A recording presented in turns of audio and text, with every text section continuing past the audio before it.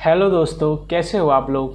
तो आज का वीडियो किसी एक्सपेरिमेंट को लेकर तो नहीं है। आज का वीडियो एक स्टोरी बेस्ड वीडियो है। तो इस स्टोरी को हम कुछ टाइम पहले पढ़ रहे थे, तो मैंने सोचा क्यों ना आपको इस स्टोरी को एक वीडियो के माध्यम से शेयर किया जाए। तो चलिए आते हैं आज की स्टोरी पर। स्टोरी का शीर्षक है चाणक्य और उसके दो शिष्य। दोस्तों, आपने चाणक्य के बारे में कभी ना कभी तो सुना ही होगा, जो कि वो विश्वविख्यात हैं। तो स्टोरी की शुरुआत में बताया जाता है कि चाणक्य के दो शिष्य रहते हैं, जो कि दोनों बहुत ही उनके प्रिय शिष्य होते हैं। एक का नाम था मालकेतु और दूसरे का नाम चंद्रगुप्त था। चंद्रगुप्त का नाम दोस्तों आपने तो सुना ही होगा। इन दोनों योद्धाओं में काफ़ी सामान्यता थी। बात चाहे हर क्षेत्र की हो, चाहे युद्ध नीति की हो या फिर रणनीति की, ये दोनों हर क्षेत्र में काफ़ी अग्रसर थे। चाणक्य प्रातःकाल रोजाना वन की तरफ टहलने जाते थे। वन के टहलने जाने पर उन्हें आगे एक तालाब मिलता था। तालाब के पास वह बैठकर रोजाना ध्यान किया करते थे। एक सुबह जब चाणक्य वन की तरफ जा रहे थे तो उनके मन में एक विचार उठा।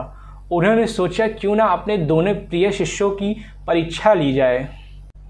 चाणक्य यह विचार दोनों प्रिय शिष्यों में से पहले किसी एक के पास रखना चाहते थे।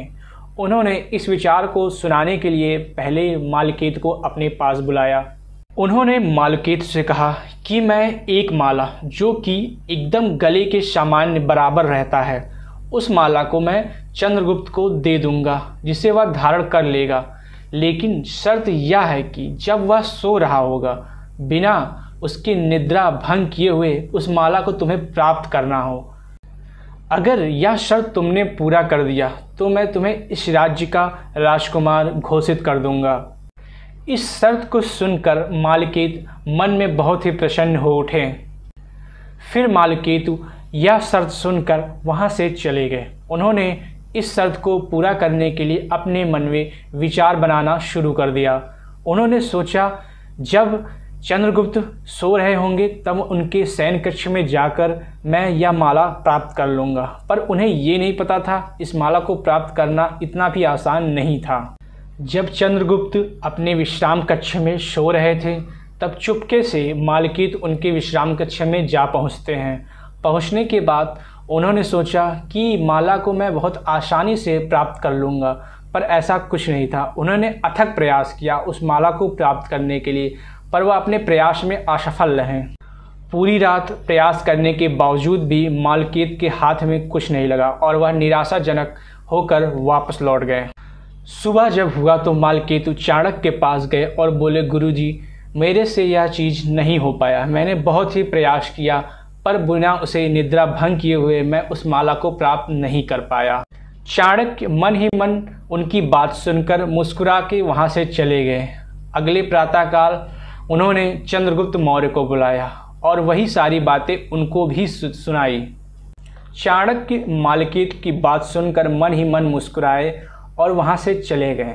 अगले प्रातःकाल उन्होंने चंद्रगुप्त मौर्य को अपने पास बुलाया और जो उन्होंने मालकेतु को समझाए थे शर्तें, उन्होंने चंद्रगुप्त को भी समझाया। चंद्रगुप्त यह बात सुनकर बहुत ही सज्जनशीलता से वहाँ से चले गए। उन्होंने सोचा कि मैं इस चीज़ को अपने अनुसार करूँगा।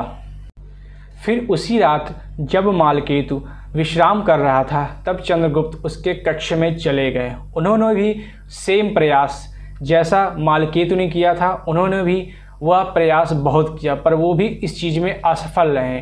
फिर उन्होंने सोचा कि अगर मैंने यह कार्य नहीं किया तो मेरे गुरुदेव का अपमान होगा। फिर चंद्रगुप्त मौर्य ने काफ़ी विचार किया।